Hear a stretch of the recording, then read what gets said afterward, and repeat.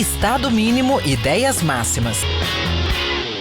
Fala galera do Diga aí, olha só, olha que honra aqui. Eu tô com um cara que tem uma frase aqui, tem um mini prefácio, não é um prefácio mesmo, né? É um praise, como chama em inglês. Isso aqui elogio. com Hélio Beltrão, na obra da Ayn Rand, A Revolta de Atlas, e olha quem tá aqui se interessando por essa obra. Se esse homem sair daqui dizendo que vai ler, eu já ganhei meu fórum inteiro, tô feliz demais, não tem como. Mas de acordo com Hélio Beltrão, A Revolta de Atlas é muito superior à Nascente. Eu concordo. Eu concordo. Tem uns pontos contraditórios aqui. Esse aqui é... A gente precisava... Eu tenho que essa todo mundo treta dentro do movimento liberal, libertário, que é a questão da propriedade intelectual. Interessante. Que é o seguinte, pega uma patente, só para você entender. Tá. A patente, um cara acha que inventou um troço diferente, ele sai correndo para o escritório do governo e diz, pede pro governo proteger. eu estou fazendo desse jeito aqui. Qualquer pessoa que usar seu próprio dinheiro, seu próprio material para fazer uma coisa que é mais ou menos igual, vamos dar porrada nele, vamos botar na prisão, cobrar dinheiro.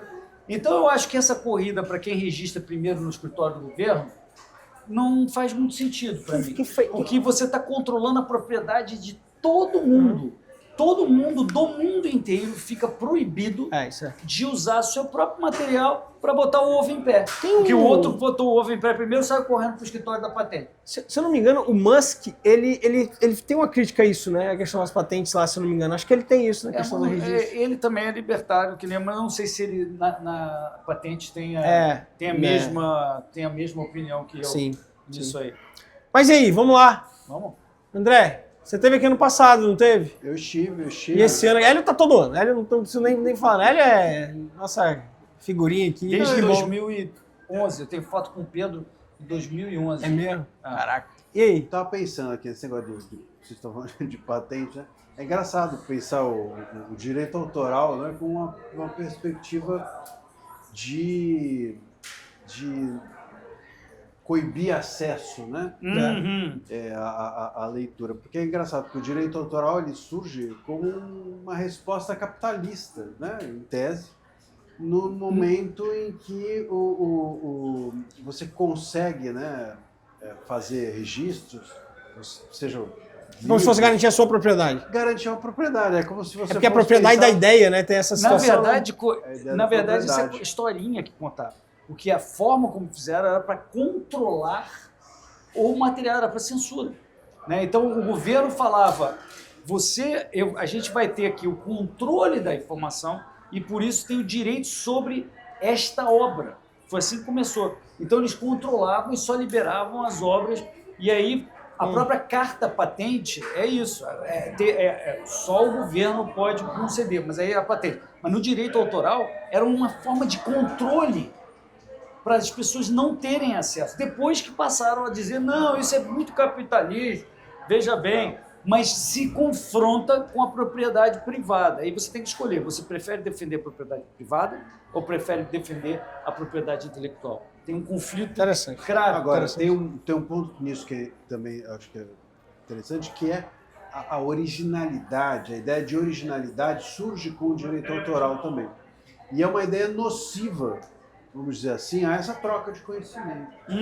Porque hoje em dia, a gente tem... antigamente, quando não tinha a questão do direito autoral, da propriedade, você pegava o conhecimento do outro e agregava ao seu e tocava o barco, não importa de quem era. Isso. Aquilo virava um amálgama. Isso. E hoje não, você compartimenta o conhecimento, com isso você também exclui. Tudo no mundo é um mashup, é uma mistura, é uma obra agregada de muita gente. Se você compartimentaliza e diz que isso não pode ser aproveitado para outras pessoas, você está compartimentalizando o desenvolvimento da inovação. Sim. O setor que mais tem inovação é o setor de fashion, de moda, porque não tem direito autoral. Não tem direito autoral. Porque você é obrigado, para ser competitivo, a criar o tempo inteiro. Quando a patente foi inventada, foi lá do James Watt, que inventou o motor a combustão, etc. Ele patenteou a invenção dele, só que era ineficiente, porque a câmera era uma só, que expandia e fazia. Logo em seguida, as pessoas souberam que ter duas câmeras, uma que expande e outra que faz, etc., Que funcionava. era muito melhor, mas ninguém podia usar. Porque a patente era dele. Era Se dele. atrapalhou o desenvolvimento do motor por 25 anos, que era o 15, não me lembro se na época era 15 ainda, porque você teve a patente. Então, quem diz que incentiva a inovação está equivocado. Na verdade, você está criando um monopólio para aquela pessoa que pode até você achar que aquilo está incentivando aquele cara. Mas você o que você não está vendo, como o Bachar diz, o que se vê, o que não se vê. Você está incentivando aqueles caras que têm interesse em desenvolver coisas parecidas. O que você não está vendo é que todos os outros que poderiam melhorar aquela invenção estão proibidos de melhorar e o consumidor vai ter que ficar com um modelo não melhorado durante 15, 20 anos. Enquanto tem aquela proteção da patente. Tem um poema, tem um verso do Fernando Pessoa que ele fala o seguinte: todo poema de qualquer autor tem um pouco dos gregos. É isso, né? Mas a gente... Ah, não, isso é meu, né? Foi eu que inventei. Mas basicamente tudo que a gente vê hoje em sociedade, exceto algo realmente 100% inovador, é a evolução, né? Exato. É uma melhoria. É um estado... até lembro o Schumpeter com destruição criativa que se destrói para melhorar. Leitura, né? A originalidade, o que a gente chama de originalidade, é uma leitura. Uma leitura sobre algo. Você pega, por exemplo, toda a obra do, sei lá, você vai para psicanálise, toda a obra do Lacan, dizem, o Lacan foi genial porque ele foi um bom leitor de Freud. E assim é, a grande originalidade que alguém pode se dar à sua obra é a de ser um bom leitor dos que vieram antes. É Sem isso, dúvida, sem isso. Tem um exemplo que é muito bom também. Charles Dickens, grande ator inglês. Naquela época, a Inglaterra já tinha direito autoral, os Estados Unidos não. A regra nos Estados Unidos é se você comprasse um exemplar, você podia imprimir na sua gráfica quantos você quiser. Bastava comprar um. E aí a pergunta é, onde o Charles Dickens ganhou mais dinheiro, sendo que os mercados eram mais ou menos do mesmo tamanho, o americano e o inglês?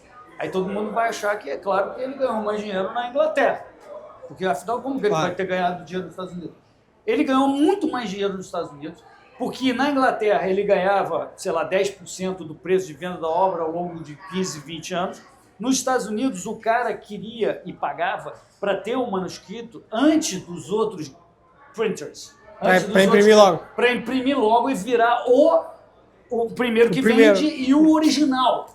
Então, o cara adiantou na frente um dinheiro muito maior do que ele ganhou. Já pensando na questão da venda, entendi. Interessante. Isso serve para ele ganhar dinheiro, não necessariamente funciona. Agora, já que a gente está falando de... Você quer... Não, eu lembrei também uma história aqui, porque aí o direito autoral cria uma bizarrice maior, que é quando que cessa o direito autoral. Também tem que essa. é a questão do domínio público. E aí, então o cara morre, e aí cada país é de um jeito. No Brasil, depois de 70 anos, é que pode... E a maior parte dos países é assim, também isso é regido por convenções internacionais. E tem uma história que é ótima, de quando o Pequeno Príncipe caiu em domínio público. Porque a obra, na Inglaterra, as ilustrações e o texto são do Exupéry. Certo. Mas a obra dele na França tem outro ilustrador que não tinha morrido, obviamente, na mesma data que ele. Então aí caiu o texto em domínio público, mas não as ilustrações. O ilustrador estava vivo. E aí não podia publicar o livro na França, mas na Inglaterra podia sem autorização. Quer dizer, você vai criando essas bizarrices. Tem uma curiosidade que... Não tem nada a ver isso com tá assunto, não, né? mas deixa eu só fazer uma pergunta aqui, porque a gente tá falando de... E eu achei interessante essa introdução rápida aqui que a gente... Rápida não, essa introdução que a gente fez, até porque hoje é um episódio mais curto. Mas me veio a ideia de fazer uma pergunta para vocês aqui, que eu ainda não tinha feito para ninguém, né? Aqui no fórum. Então cuidado. Temos propriedade privada no Brasil? Propriedade privada. Existe propriedade privada no Brasil? Privada. Muita privada. Privada a gente tem, né? E o problema é que não dão descarga. E é isso que eu ia falar, podiam jogar mais coisas lá pra dar descarga. A gente joga lá, volta. A gente joga na privada e eles voltam. E por que eu faço essa pergunta, André? Porque filosoficamente tem muito aquele debate, né, do que é mais relevante, a propriedade privada, a liberdade de expressão, que são os dois pilares básicos, enfim, de qualquer sociedade desenvolvida, porque fala que a liberdade de expressão ela tem algum limite dentro da propriedade privada, né? Se essa aqui é minha propriedade privada e eu combino com vocês que a gente não pode falar da Ayn Rand. É o nosso combinado. Se falar, eu vou ter que te tirar, porque é minha propriedade privada. Então tem muito isso. Mas eu me pego direto nesse ponto, porque independentemente de qual que veio primeiro, eu acho que a gente não tem propriedade privada. Então, nada como falar com um anarcocapitalista, né? Que sabe o que ele está falando. É outra coisa, é outro nível, né? Primeiro, não tem o que vem antes, as duas coisas estão 100% ligadas, como você mesmo colocou. Se o governo tem a capacidade de chegar aqui e ameaçar tomar esse teu espaço, ou mandar derrubar o provedor que te permite circular, não existe mais a liberdade de expressão. Se ele tiver o controle sobre a propriedade privada, o que os censores do país antigamente faziam, na Argentina fizeram isso. Para censurar o Clarim, eles estatizaram as máquinas de papel, as fábricas de papel. Então você tomou a propriedade privada, você tomou a liberdade de expressão. Você tomou um meio de produção. Então toda vez que o governo tem poder discricionário para dizer como é que o provedor pode atuar, se pode derrubar alguém da rede social ou não pode, se você pode usar essa rede ou não pode, você está afetando a propriedade privada e derrubar a liberdade de expressão. A liberdade de expressão não existe no vácuo. É muito raro, é o banquinho lá, o Speaker's Corner da Inglaterra, no Hyde Park, que é um banquinho onde você pode levantar e falar, tudo bem, é um caso muito especial, que é um espaço público. Mas 99,9% dos casos da liberdade de expressão, ou você está aqui no espaço que é teu, ou você está numa rede social que é tudo privado. Então, se o governo se mete, ele derruba. É tudo junto, e é isso que a gente tem que impedir, que o governo tenha essa força sobre a propriedade privada. Então, não é só a titularidade desta cadeira.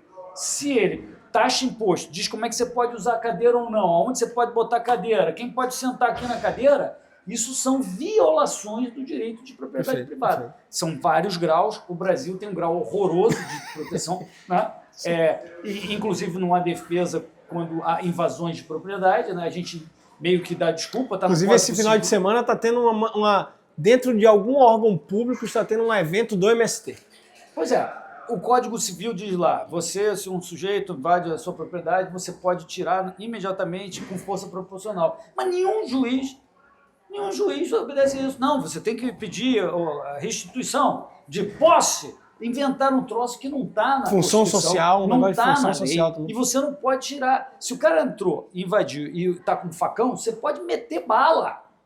Em qualquer país onde se diz que você possa fazer com força proporcional. Meter bala, que eu quero dizer, você tem que tentar tirar o cara. Se o cara não obedecer, está com o facão, está te agredindo, está na sua propriedade.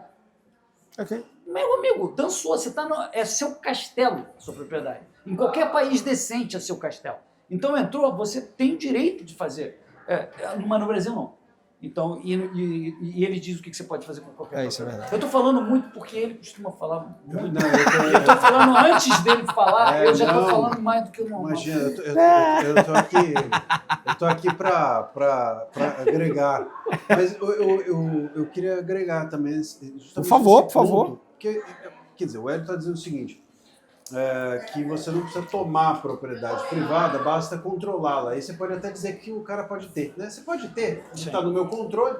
Eu sempre digo, a melhor Constituição que tratou a liberdade de expressão no país foi a de 1824. E por quê? Porque tinha o poder moderador. Então, se tem o poder moderador para controlar, você tem toda a liberdade do mundo, hein? Só que eu estou aqui moderando. Então, eu conto que você tem, mas eu estou controlando.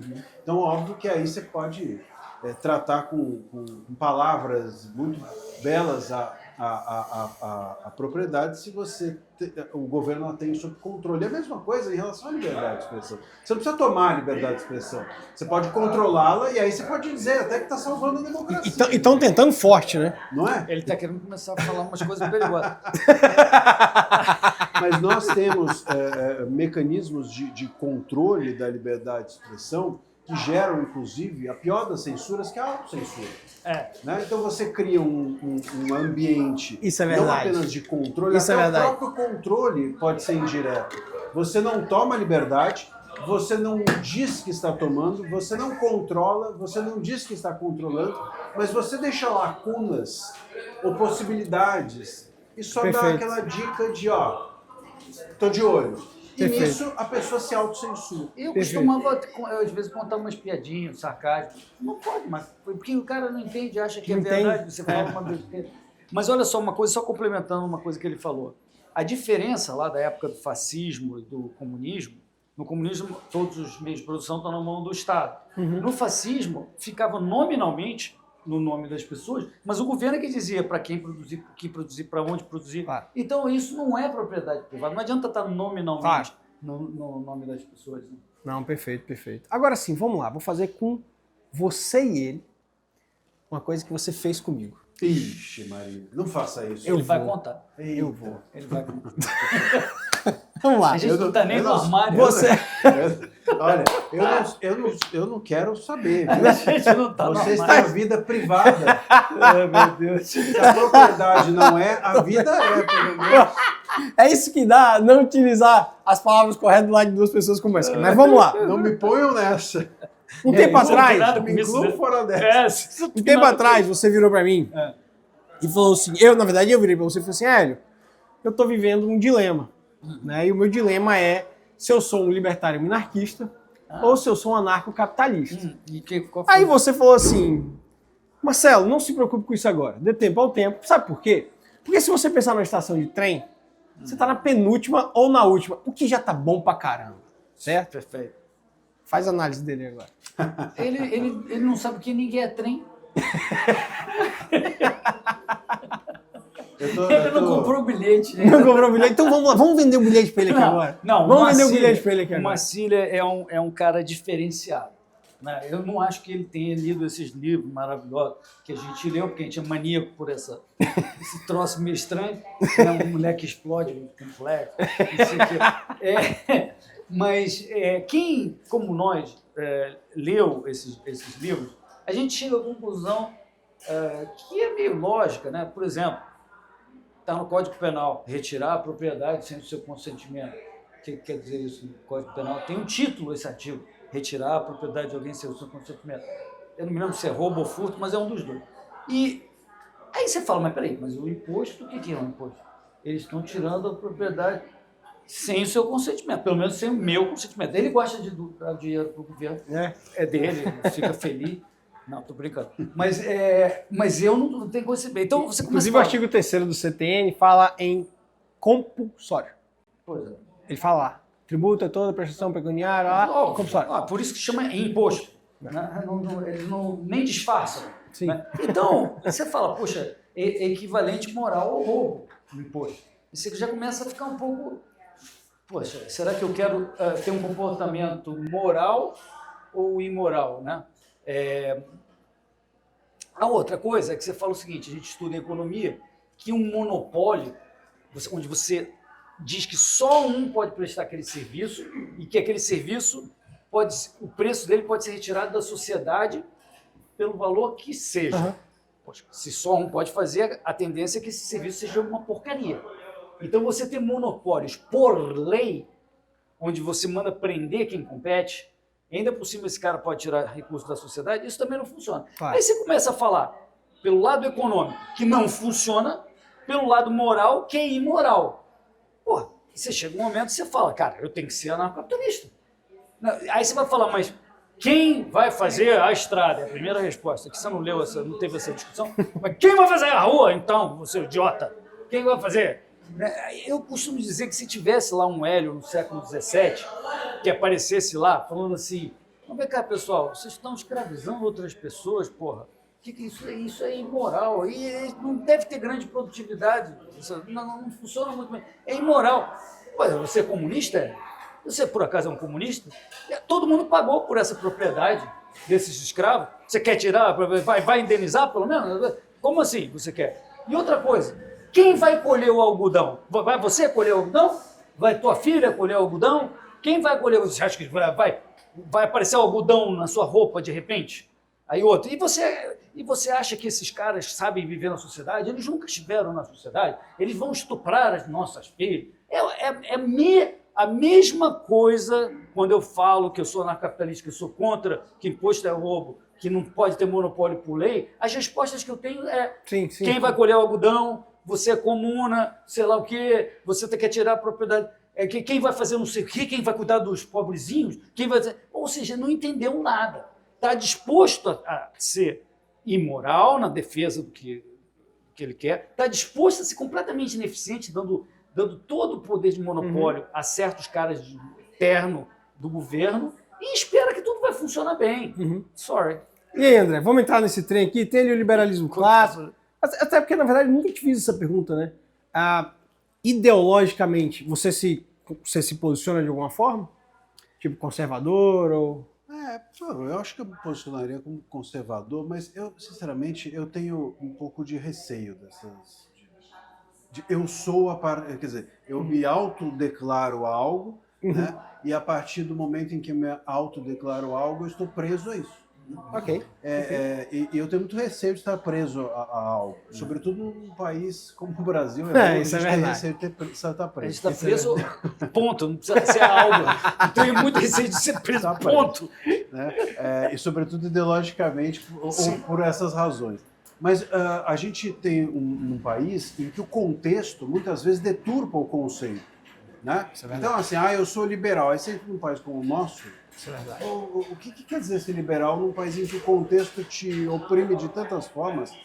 Isso é muito complicado. Eu sou libertário. Dentro de um contexto como o brasileiro, é possível dizer que você é libertário? Você consegue vivenciar a sua experiência ou é só um conceito teórico? Então, se é um conceito teórico, eu não vejo muita razão para se autodeclarar o que for. Se a ideia é exercer na prática, como é que você resiste à prática com a sua autodeclaração? Então, eu tenho um pouco de receio disso e prefiro, de fato, que o caminho definido. Eu uso muito... Eu gosto muito... Vai, por favor. Eu gosto muito... A gente estava falando de psicanálise no início. Eu gosto muito de uma história do Lacan, que o Lacan, uma vez ele foi dar uma palestra, já muito avançado na carreira, e foi dar uma palestra na Venezuela, e imagina só, na época, a Venezuela ainda não era o que, né? E uma palestra, estudos lacanianos, aquela coisa toda, todo mundo tal. E aí ele chegou lá na palestra e a primeira frase dele foi dizer o seguinte: eu não sei vocês, mas eu não sou lacaniano. Sensacional. Então, quer dizer, acaba com a graça de todo mundo. Porque é óbvio, né? A pessoa menos lacaniana era o Lacan, né? Então, o que eu quero dizer com isso é que esses conceitos todos, eles me levam um pouco a uma contradição em si, se você pensa em exercícios na prática. São importantes, claro, óbvio, para uma discussão, porque você precisa partir de algum lugar para iniciar uma discussão, né? O que cada um é importante. Mas o exercício prático é complicado. O dizer eu sou é meio complicado mesmo, mas você dizer o seguinte: eu defendo que a gente adote a política anarcocapitalista. Já começa a ficar melhor, porque isso está dizendo o seguinte: isso é o que eu considero ser ideal.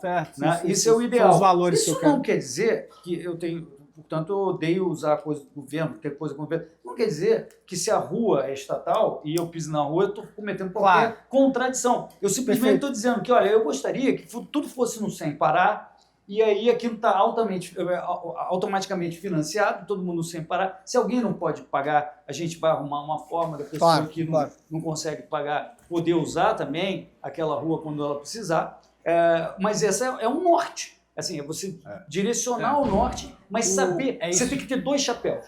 Você tem que ter o chapéu do norte e tem que saber viver a prática pessoal. Era exatamente isso que eu ia falar. Quando eu falo do libertarianismo, do narcocapitalismo, é muito assim, eu gostaria que fosse assim. O que eu faço dia após dia para eu tentar atingir aquele objetivo? Que eu sei que eu, na minha vida, não vou ver. Mas se amanhã o Brasil, a minha sociedade, as pessoas em que eu estou, tiver 0,01% mais livre, eu acho que eu vou entregar um negócio melhor para minha filha. Então, eu vou muito nessa, assim. Mas deixa eu fazer uma pergunta. Você falou que eu falei isso, eu não me lembro direito quando foi essa história. Sim, acho que foi no ano passado. Então, eu sempre digo o seguinte, a diferença entre o libertário... Essa é invenção. Não foi não. Sabe que não foi porque tá gravado. Desculpa fazer a pergunta. Mas eu tá gravado a diferença entre o liberal libertário e o anarcocapitalista são 6 meses. Então eu quero te perguntar, é sério.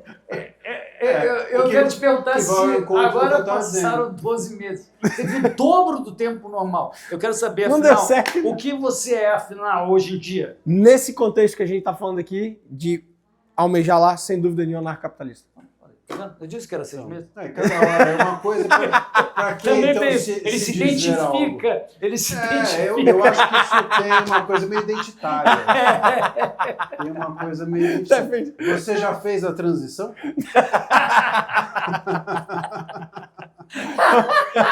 Ó, sem dúvida, esse foi o episódio aqui no Lido que eu mais ri, tá? Sem dúvida nenhuma que eu mais ri. E Muito espero bom. se fez a transição não tenha sido fornecida pelo governo. Não, a gente vai fazer essa pergunta ele na próxima vez. Boa. Se ele começar lendo aqui, vai ajudar. Ele já vai ter comprado o ticket do trem. Vai. Ele já vai ter Ó, perambulado. vai começar por aqui, ó. Sim, Começar é por aqui. verdade. O trem Isso aqui é não bom. chega, não chega nunca na hora o trem do Brasil. Não tem no Brasil, isso é verdade, isso é verdade. Meus amigos, incrível, isso? muito bom, é isso. Marcelo, boa, obrigado, cara. Eu que Sempre bom agradeço. falar contigo, cara. Mas olha só, tem uns presentinhos aqui, ó. Olha aí. Aqui, ó. Deixa eu ver se tem Você gosta desses 4 aí? Vai, qual desses 4 aí você escolheria pro André começar a leitura? Vai, tem 4 aqui. Tem 4 super Hayek, altos. ele vai gostar mais do Hayek. Ou Hayek? Soul. É. Mises é para os fortes. Eu gosto do Sol. Eu já li Sol é muito Olha aí, bom. o Sol E, é um ó, conservador, mas ele também é um libertário.